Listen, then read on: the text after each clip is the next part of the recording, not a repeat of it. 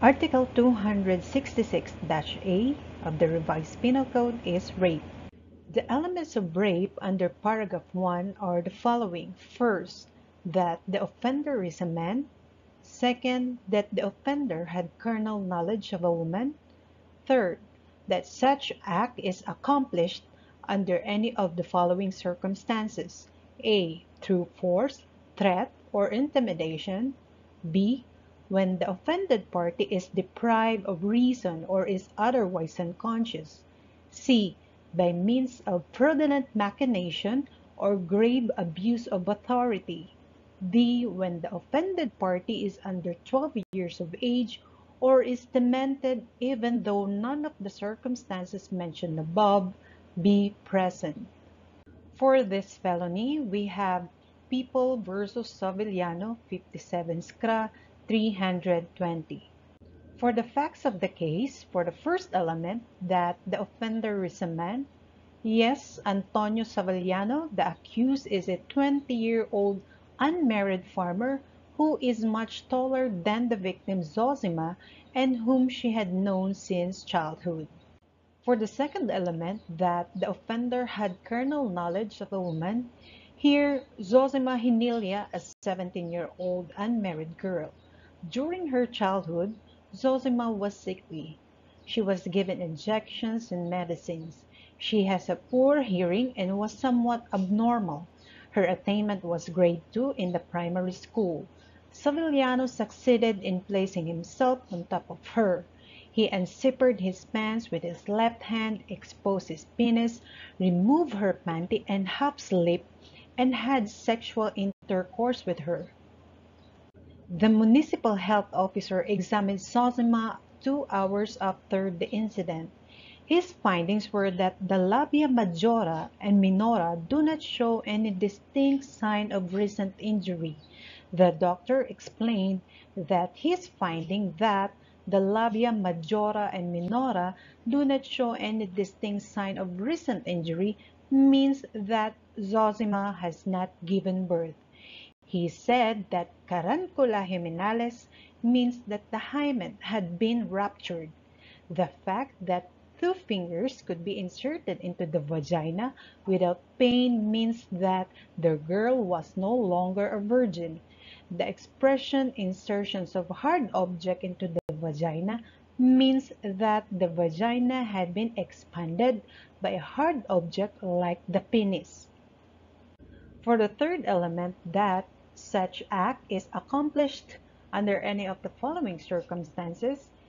Here, the rape case was attended by force, threat, or intimidation. Zosima's mother sent her on an errand to the house of her elder sister. On her way to her destination, she passed the cornfield, which was 50 meters away from the house of the accused. Savillano was stealthily following her. Suddenly, he seized her from behind by holding her shoulders and neck. He dragged her away from the trail along a distance of 50 meters to a place near a coconut palm in the cornfield near his house and forced her to lie down. She tried to shout, but Savillano covered her mouth with his left hand. She resisted the assault by kicking, slapping, and boxing Savillano and scratching him on the face. But she succumbed to the superior force employed by her assailant. He succeeded in pinning her down to the ground. The stump of his right arm pressed her chest, weakened considerably by her struggle and resistance, and the persistent force employed by Savillano. He succeeded in placing himself on top of her. He unzippered his pants with his left hand, exposed his penis, removed her panty and half-slip, and had sexual intercourse with her. After the sexual act, Savillano warned Zosima not to tell anybody what he had done to her. He said that he would kill her if she squealed. She stood up and picked up her panty and half-slip. She hurled stones at him.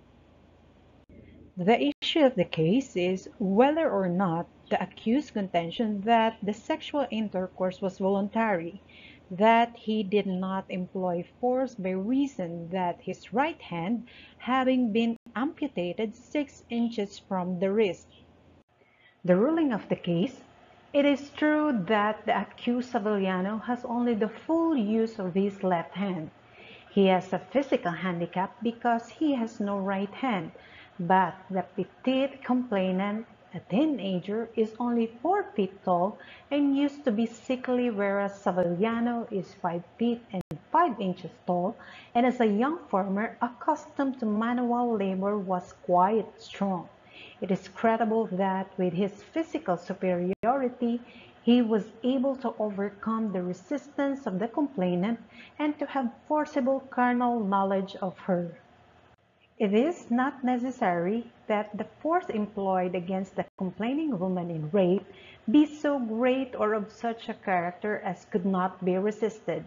It is sufficient that the force used is sufficient to consummate the culprit's purpose of copulating with the offended woman. The force or violence necessary in rape is naturally a relative term depending on the age, size, and strength of the parties and their relation to each other.